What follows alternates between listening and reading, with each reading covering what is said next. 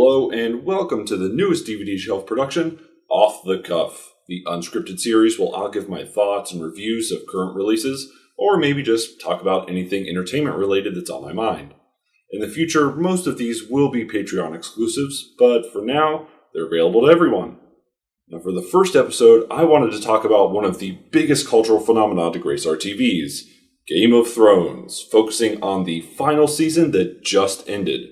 Now, while I do disagree with the surge of hate that seems to be following this final season of Game of Thrones, I do understand there are some issues with it. Now, while I personally have enjoyed most of this final season, I definitely see there's some serious pacing issues.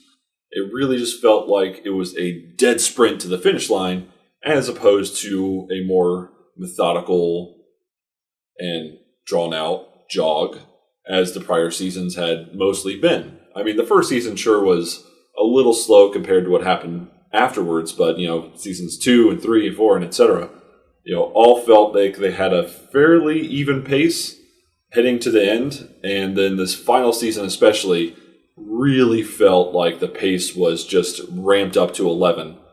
And I honestly don't know why. The writers have said we only have however many hours left of story to tell, but watching this final season, I'm not sure that I agree with that, because the character choices and some of the turns and twists and whatnot all just felt like they came on really fast and didn't have enough time to properly develop. So while I don't disagree with the things that happened, Daenerys becoming the Mad Queen and burning King's Landing to the ground, I do disagree with how that was developed on the show. Sure, there were kind of hints going all the way back to season 1, where she clearly has no issue with violence and enjoys burning people who wrong her. But it really needed something more this season to make it feel natural. As I say, I don't disagree with it happening. I think it was inevitable. I just wish there was a bit more time given, as there was in prior seasons, where we had some episodes to kind of build up to that final conclusion of her being the Mad Queen, and then even maybe a bit more time of her being that Mad Queen character. Instead, we basically had half an episode and then she's killed. And that was really it. I feel like there should have been more to that character's final arc for this final season. And it really feels like the reason for that not being fully drawn out is just this short episode count.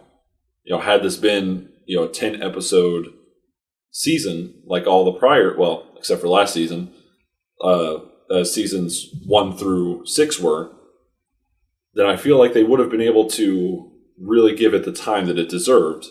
And instead, it just felt rushed. I still did enjoy the final season. Was it a perfect season? Obviously not. Was it the best season? Definitely not. But as a conclusion to the story, I still enjoyed it. I just wish it had more time to really develop everything. But it was as good as it probably could be under the circumstances of them only doing 6 episodes as opposed to 10. It was about as good as I could expect. And the final resolution of everything of the final episode, I honestly expected it to be a bit darker. I expected there to be more deaths by the end. There were quite a few characters still around that I thought for sure going into this final season that they would die either from the Night King or Battle of Cersei or whatnot. I expected there to be much heavier casualties than there actually were. And, it's not necessarily a bad thing. This show was made really famous for subverting expectations. They give us the protagonist in the first season, Ned Stark, who is then killed at the end of the first season. And, there's the Red Wedding and Oberyn and all these things that have happened over the years. Where they give you something good that you like, and then they just take it away.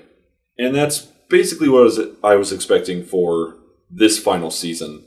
even Daenerys, her death at the hands of Jon Snow was something that, you kind of saw coming. It was just, you knew somebody was going to probably kill her, or at least try to.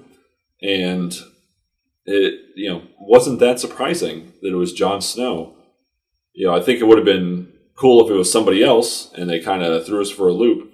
Or if she had maintained power and it ended with her continuing on the cycle of, she tried to break the wheel, but in actuality, she became the thing that she was trying to destroy and, was thus another tyrant. That would have been an interesting ending, a bit of a darker ending. Or obviously, if the Night King had won everything and just destroyed everyone, that would have been really dark. And so in the end, I wonder if not giving us a darker ending was subverting expectations. We all expected something a bit more dark, something, everybody dead.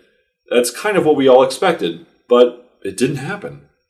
And so I guess that means they did subvert expectations after all, because the new expectation was that bad things were going to happen to everybody.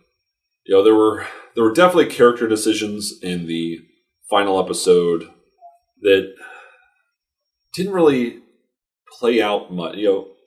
We're given this conflict, and just nothing really came of it.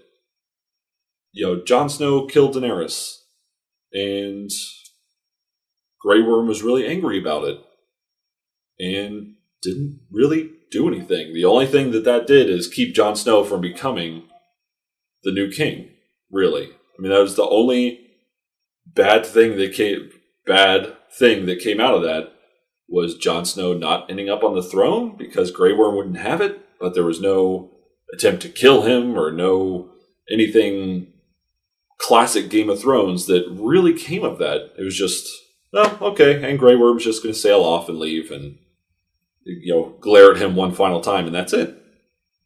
And there were certain aspects that were a little underwhelming, that being one of them. And I expected a little bit more in some of these scenarios, but again, I think part of it comes down to the runtime they limited themselves to. If you limit yourself to so many episodes, you only have so much time to tell these stories. And they just didn't have the time to develop everything as they should have, and to give us certain outcomes or character choices that I would have expected. Now, as a series, in its entirety, this still stands as one of the best and one of my personal favorites. The rushed ending didn't really take away from everything that came before it. And even if the final beats didn't really subvert expectations as much as I thought it would, or as much as everybody thought it would, it was still a fairly fitting way to end such an epic and massive series. In the end, you're not going to make everyone happy. It's just the fact of the matter. You can never make 100% of the people happy 100% of the time. Doesn't matter what you do, what ending you give, not everybody would have been happy with it. And sure, I wish it would have been a bit more drawn out and developed, but it wasn't. If I were a writer on the show, yeah, I probably would have done things a little differently, but I'm not. It was their story to write, their story to tell, and this is how they chose to do it. Agree with it or not, it is the ending, and there's no changing that. You can petition all you want, but it's not going to change.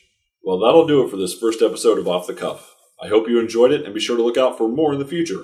And as always, be sure to visit HappyDragonPictures.com or follow us on Facebook to stay up to date with all of our releases, in addition to signing up for that Patreon campaign, as this will be an exclusive in the near future.